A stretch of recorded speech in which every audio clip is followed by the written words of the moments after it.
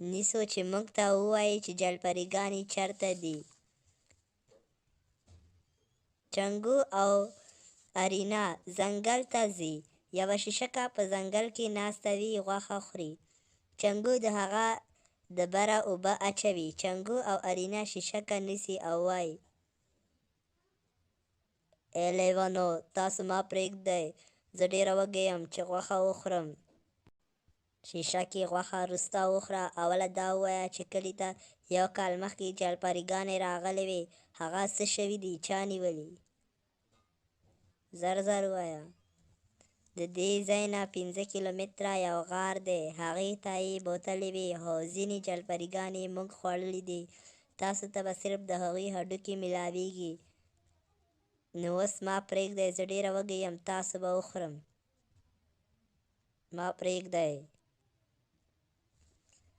چنګو او ارینا هغه غار ته ځي. چنګو چې هغه ویني چې څنګه ورته شیشکې ویلو هغسې شوي. چنګو جاړي او وایي: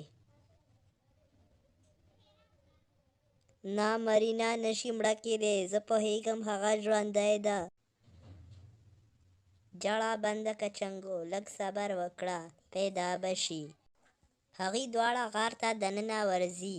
هغوی یو غټ غار ویني چې بند وي. موږ باید دا تیږه لرې کړو که جلپریګانې دلته پیدا شي. هغوی دواړه ډېر په سخته هغه تیږه لرې کوي. هغه یو سوری وي. هغوی چې دننه کېږي نو یوه شیشکه راغله او په دواړو یې حمله وکړه. ارینا یوه توره راوباسله او شیشکه یې مړه کړه. بیا هغوی سوري ته دننه کېږي.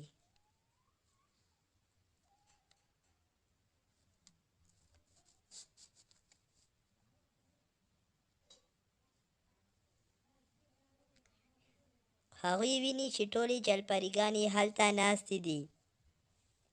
ای تاسو موږ بچ کولو لپاره دلته راغلی، تاسو نه ډېره ډېره مننه.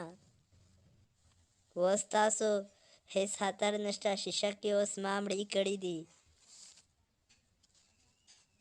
د جلپریګانو ګرمه غوښه خوړلو سره د بلاګانو خېټې خرابېدلې. د دې له وجې یې موږ دلته بندي کړو چې بیا وروسته مو وخوري. چنګو چې مرینا ژوندۍ ویني ډېر په ژړا کېږي او مرینا هم ډېره ژاړي. هغوی بیا کور ته راځي او واده کوي او په خوشحالۍ سره ژوند پیل کوي.